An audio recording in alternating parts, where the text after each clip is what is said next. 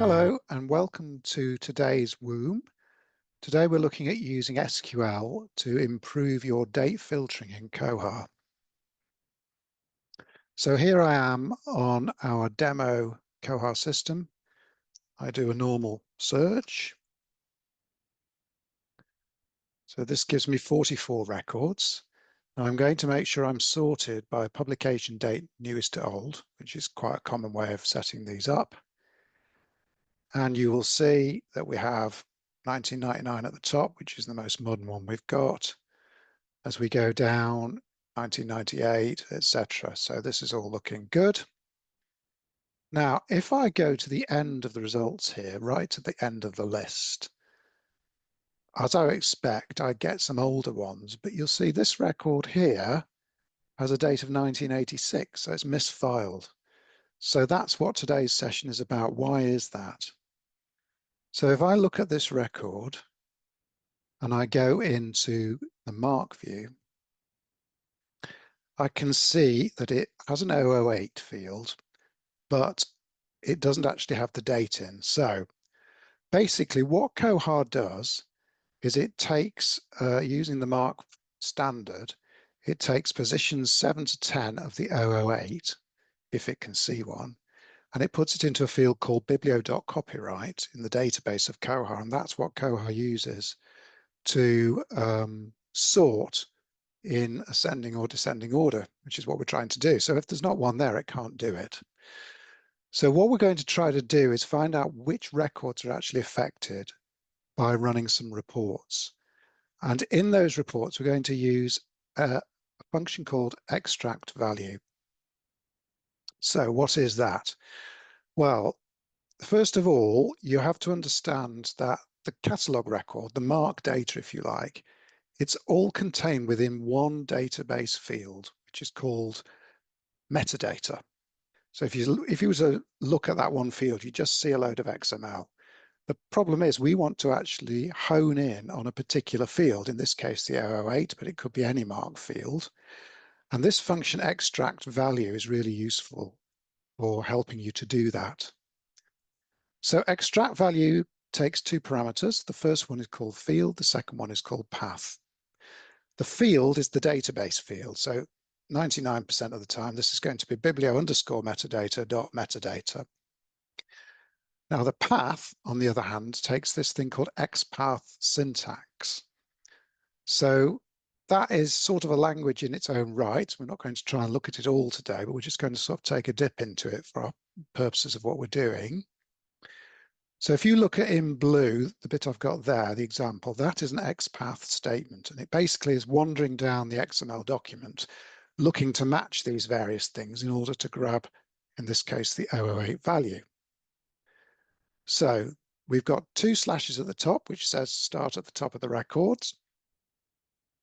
We've got control field, because fields can be control or data field types. So control fields are things like 001, 008, anything that's 00 basically. And all the other fields that we're familiar with, like 245 and all the other ones, are data fields. You would just write data field there. Then you need to choose which tag number you're looking for, which is, for us, it's 008. But if you were on a data field, it might be, for example, 245. And if you look even more into detail here, you can go into looking for subfields like the subfield A by putting something else underneath this as well. So it's basically traversing the document and selecting these things. So let's have a look now at this in action. Back on our Koha system. And my first report is to say, well, let's see if we've got any records that have no 008 field at all, because if they don't, then they won't have a date and therefore it won't be sorting properly. So to do this, we want to know the biblio number. We're selecting from table biblio metadata, and we're looking for anything that has a length, which is another MySQL function, of 0 for the extract value with that path, that XPath. So basically, if it doesn't exist, the length will be 0. So it basically is a shortcut way of telling us which records have no 008. So let's run that report. So on this system, we've got 14,000 plus that don't have an 008 at all.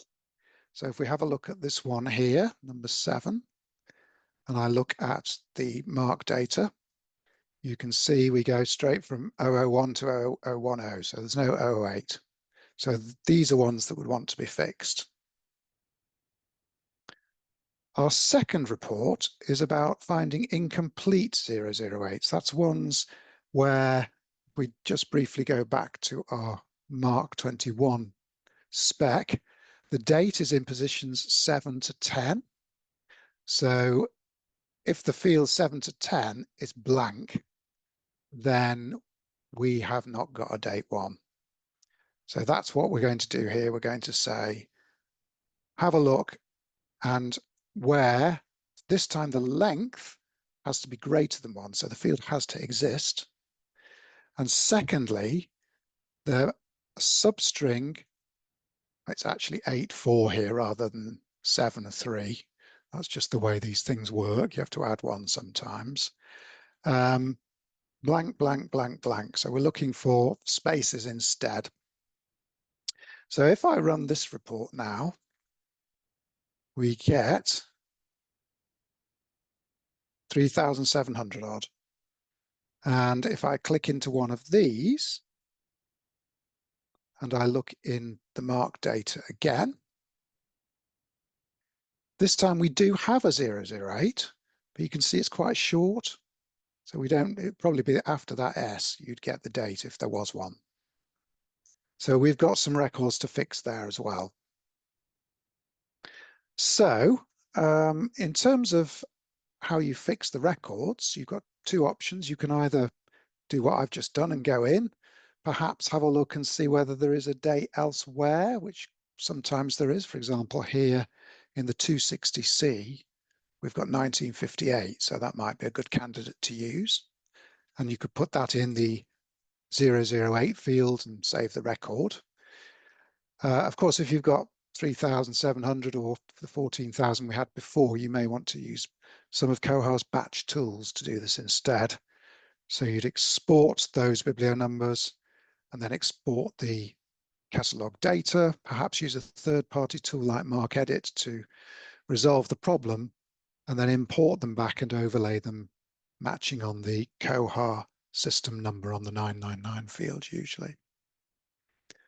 So I hope that's helped explain a few things that you can do using that function extract value to at least identify where there may be problems with your data and perhaps improve the quality of it. That's certainly not an exhaustive thing. There are probably other reports you could run as well for other things. So if you do have any questions about that, feel free to come back and ask us. And I hope this has been useful. Thank you.